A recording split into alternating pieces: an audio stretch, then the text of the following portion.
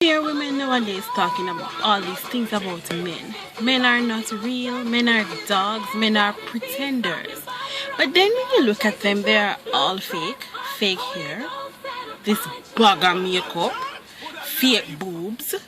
Them go in a miss a chin and then buy the fake but fi ice it up in the jeans. When them take off them clothes and take off the waist trim and them belly drop out flops. So tell me something, darling.